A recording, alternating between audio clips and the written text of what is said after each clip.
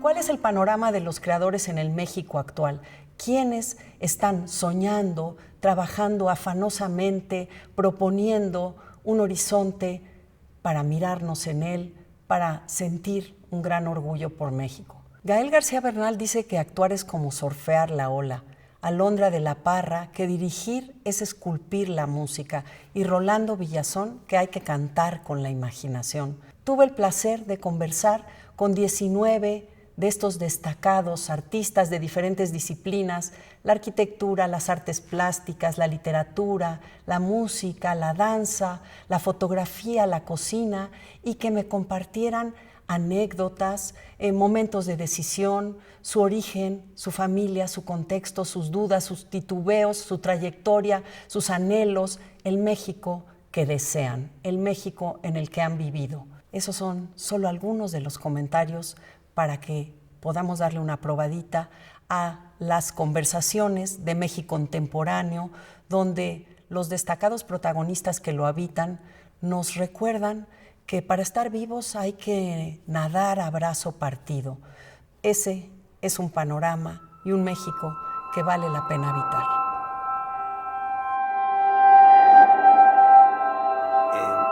Era 75, empecé a pintar. Primero empecé con pasteles, con cosas más, más rápidas, ¿no? Y después empecé a hacer mis pininos con óleos y con acuarelas. Y de repente, pues, me empezaba a salir bien todo, ¿no? Y un día dije, yo soy pintor. Me pusieron una flauta en las manos y yo me di cuenta de que era muy talentoso, que me salía muy fácil. Era el que más facilidad tenía.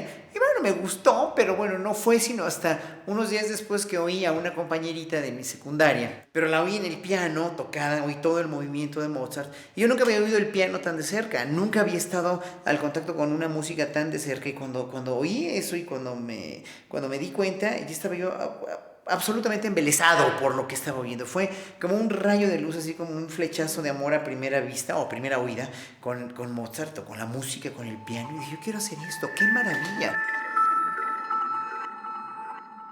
Realmente la música para mí es mi arte favorita por encima de la literatura. Es lo que más placer me da. Entonces, sí, no soy músico, aunque trabajé con músicos mucho tiempo desde joven. Me interesa mucho la música y la historia de la música, la relación de la música, digamos, con otras disciplinas y con la literatura.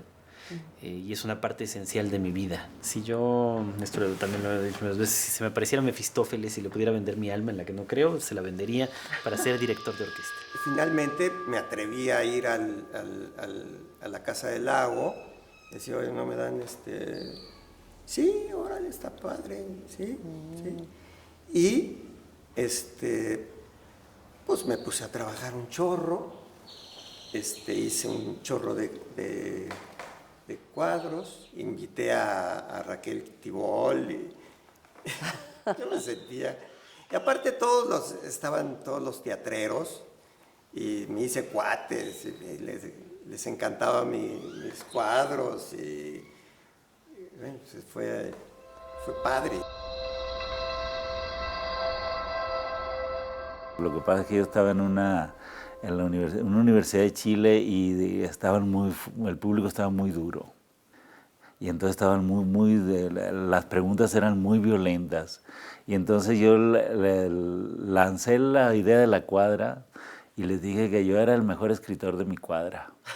Y entonces todos se quedaron así y les dije, pero en mi cuadra vive Carlos Fuentes. Y se quedaron así y te juro que desde ese momento el público se aplacó.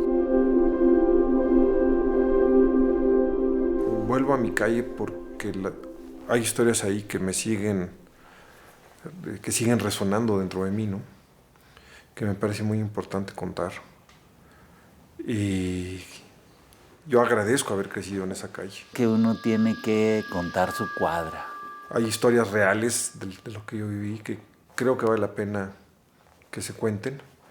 Son historias que sí tienen que ver con la realidad, pero no son absolutamente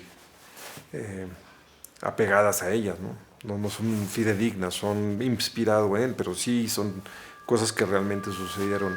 Entonces, si yo tengo un personaje que es de Culiacán y todo lo que digo de ese personaje y de la investidura que le doy, pues tiene que ver con la región donde yo vivo y la región que conozco bien.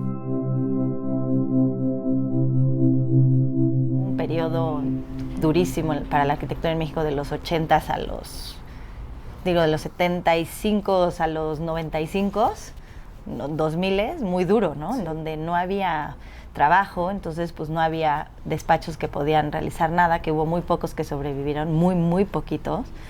Y entonces cuando se estabiliza y se pone la arquitectura más de moda, de alguna manera, y empieza a haber más oportunidades para los arquitectos, pues entonces empezamos, justo es cuando yo salgo de la carrera y empezamos a tener muchas oportunidades los jóvenes de hacer muchas cosas, ¿no? La ciudad es multicultural y si nosotros no somos multiculturales desde inicio, pues no podemos responder a una sociedad así, eso es lo que yo creo, ¿no? Profundamente.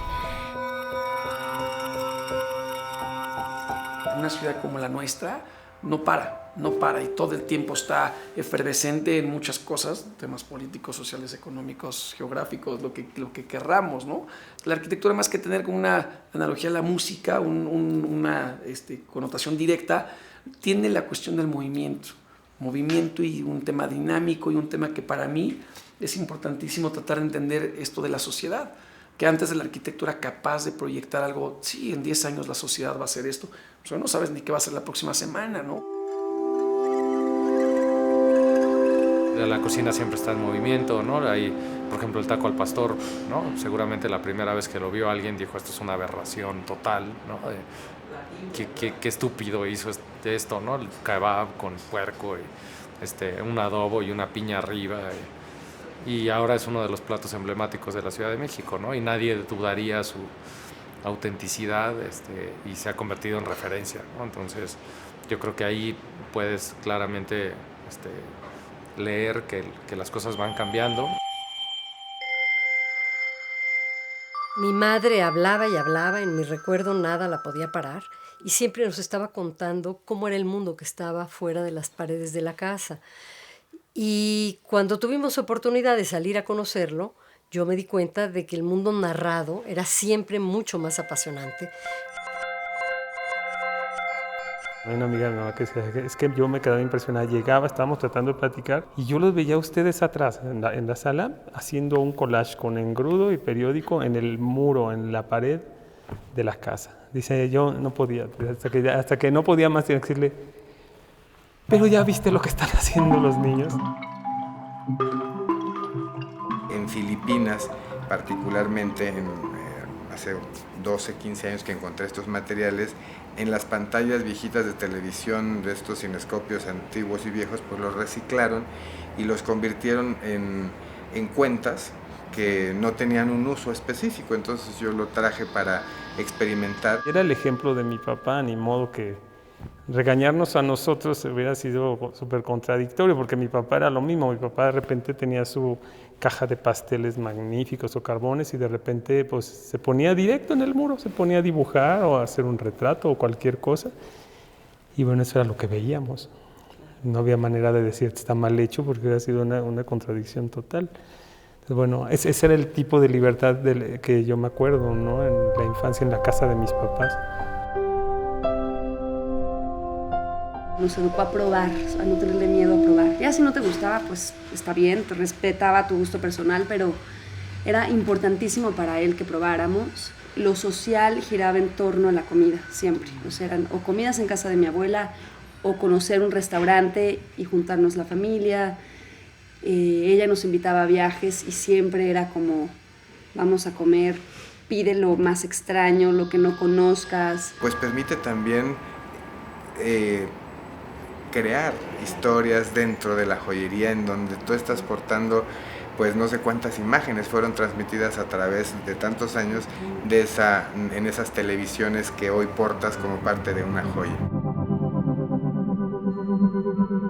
Como actor te conviertes como en una figura pública, y siempre he ido comprendiendo que la sociedad coloca en ti ciertos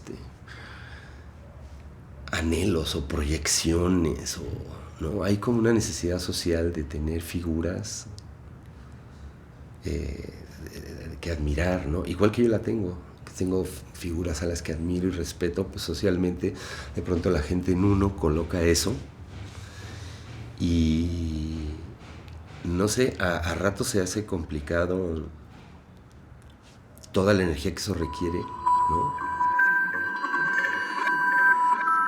Pero yo también creo que hay muchas condiciones que son difíciles de articular, pero que definen lo que nosotros hacemos, porque yo he vivido mi vida entera en este país y tiene que ver con las luces de este país, con la cultura de este país, con los olores de este país, con todo lo que quieras, que de alguna manera se manifiesta en nuestra arquitectura, ¿no? En el trabajo que nosotros hacemos, y que seguramente, siendo tan contemporáneo como algún colega mío finlandés o japonés, como tú bien dices, cada uno tenemos nuestros tonos que nos distinguen de los demás, ¿no?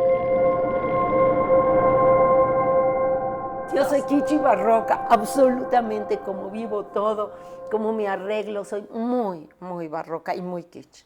Porque vengo de una familia fabulosa. Mi padre tuvo 2 hermanos, mi madre tuvo 2 hermanos. Aunque algunos murieron, creo que los 2 se quedaron con 10 vivientes, que nosotros conocimos, que nosotros tratamos, que tratamos a los primos hermanos.